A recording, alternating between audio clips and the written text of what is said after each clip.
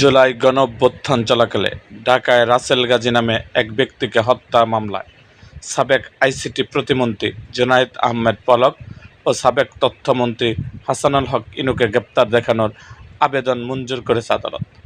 আজ বৃহস্পতিবার এই আবেদন মঞ্জুর করেন ঢাকার senior judicial magistrate Tajul Islam Shah. ঢাকার আশুলিয়া থানাধীন এলাকায় রাসেল গাজী হত্যা মামলা এদিন পলককে আদালতে উপস্থিত করে মামলায় গ্রেপ্তার দেখানোর আবেদন করেন মামলা তদন্তকারী কর্মকর্তা ও আশুলিয়া থানা পুলিশের উপপরিদর্শক মোহাম্মদ আনোয়ার হোসেন। আবেদনের উপর শুনানি শেষে গ্রেপ্তার দেখানো আদেশ দেন বিচারক। এদিন আদালত শুনানি শুরুর আগে সাবেক প্রতিমন্ত্রী জুনায়েদ আহমেদ পলক তার আইনজীবী ফারজানা ইয়াসমিন রাখির সঙ্গে কথা বলেন। এ সময় আইনজীবী কারাগারে পলকের কোনো কিছুর প্রয়োজন আছে কিনা জিজ্ঞাসা করেন, কোনো ভয় লাগবে কিনা জিজ্ঞাসা করেন তার আইনজীবী।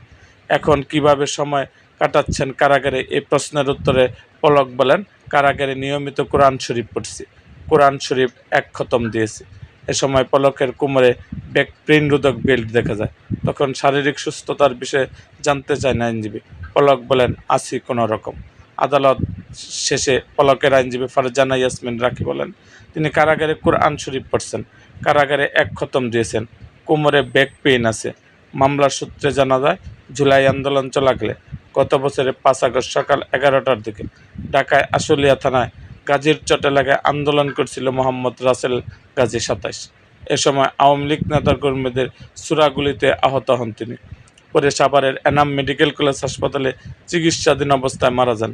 নিহত রাসেল গাজী আশুলিয়া গাজীর চট মধ্যপাড়া এলাকায় বেলাত হোসেন ও সেলিনা বেগম দম্পতির ছেলে। এর আগে গত বছরের 15ই আগস্ট পলককে গ্রেপ্তার করে পুলিশ। এরপর থেকে অসংখ্য হত্যা চেষ্টা ও দুর্নীতি মামলায় গ্রেপ্তার হয়ে রিমান্ড বুক করছেন তিনি। বর্তমান তিনি গাজীপুরের কাশিমপুর কেন্দ্রীয় কারাগারে আটক আছেন। এরকম আরও ভিডিও পেতে এবং রাজনৈতিক অঙ্গনের নানা ঘটনা ও ইতিহাস জানতে আমাদের মুক্তাগাছার ইতিহাস মিডিয়া ইউটিউব চ্যানেলটিকে সাবস্ক্রাইব করুন এবং পাশে থাকা বেল আইকনটি বাজিয়ে দিন।